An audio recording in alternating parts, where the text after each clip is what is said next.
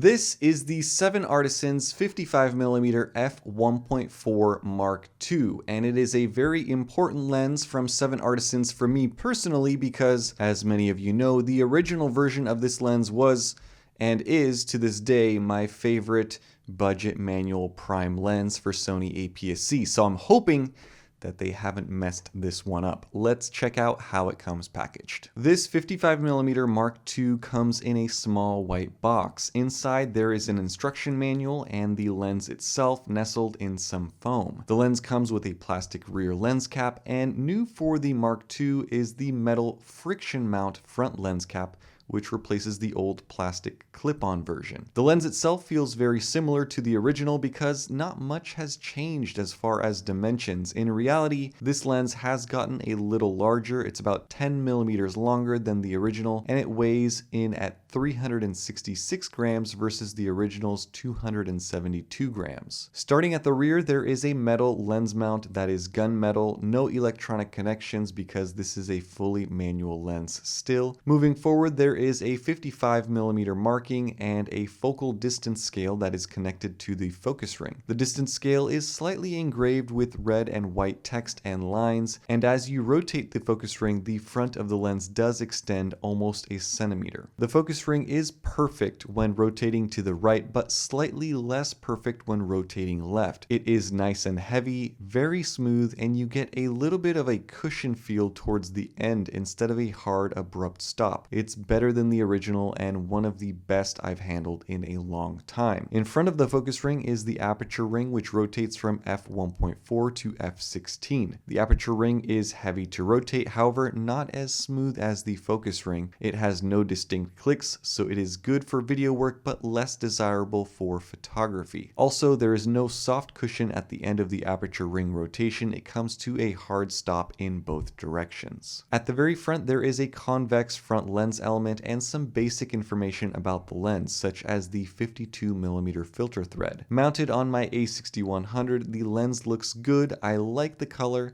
The fit and finish is excellent, and the overall build quality is a step in the right direction. It's all metal and glass and does not feel cheap. I recently took this lens on a little trip to Lake Tahoe, took a couple of sample photos. Here they are straight out of the camera, no editing, no post-processing, no corrections. Ready, set, go.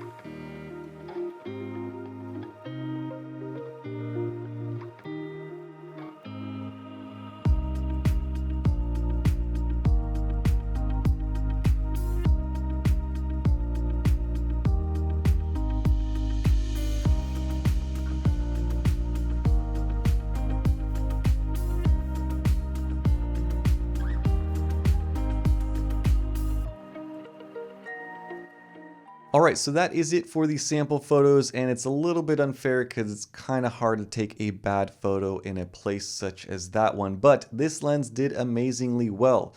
The focus was very easy to use because the focus ring is nice and smooth. It's just a joy to use. However, I did miss a number of shots because at f1.4 and at 55mm on an APS-C sensor, the depth of field is very, very shallow. Wide open at f1.4, this lens has good sharpness in the center, but not so great sharpness in the corners.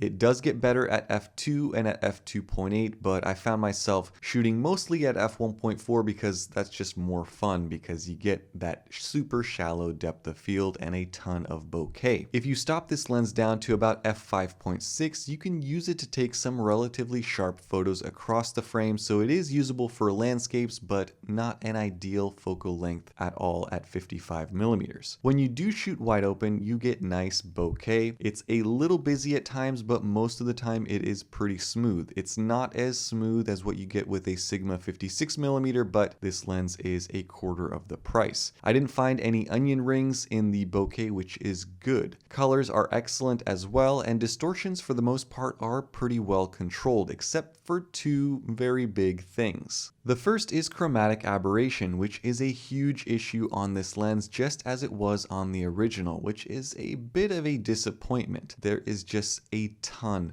with this one, and I don't see any improvement over the original Mark I version. The second thing is flaring, which I would describe as out of control. It's big, bright, and crazy at times, which some of you may love and some of you may not. So the question at the end of the day is this Mark II version of this lens better than the original? And the simple answer is yes, it's better built, it feels nicer to use, and it offers just marginally better optical performance. And I say that because there's very little improvement in terms of sharpness and colors and contrast and all of that fun stuff. However, I am still going to be recommending this Mark II version of this lens because it doesn't make a whole lot of sense for you to save a couple of bucks and get the Mark I version when the prices are so similar between the two of them. If you do own the original version of this 55mm f1.4, I don't think there's enough here with the Mark II to justify upgrading. Now, don't get me wrong, again, I will be recommending this lens. It's a good lens for what you're getting for the money, but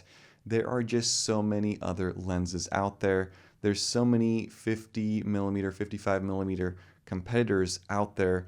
Just up on my shelf right now, I have 11 other lenses that I'm currently in the process of reviewing, and a lot of them are in this range. In fact, I have one right here, which is also from 7artisans. This is a 50mm f0.95. I haven't even opened this up yet, haven't started to review that yet. That is ultimately the problem with cheap manual lenses out on the market today. There are just simply too many of them, and you have companies such as 7artisans and TT Artisan that are essentially competing with themselves by releasing multiple lenses in very similar focal lengths with similar specs and similar prices. It's hard to keep track of which lens is better than the other. Even for someone like myself, I do this thing for a living, and I cannot tell you right now which 50mm lens is best because I have 4 or 5 others up on my shelf that I still have to test and review.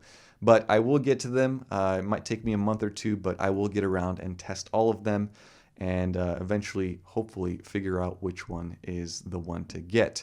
So in summary, I'd have to say the Mark I version of this 55mm f1.4 3 years ago was, in my opinion, one of the best manual focus prime budget portrait lenses.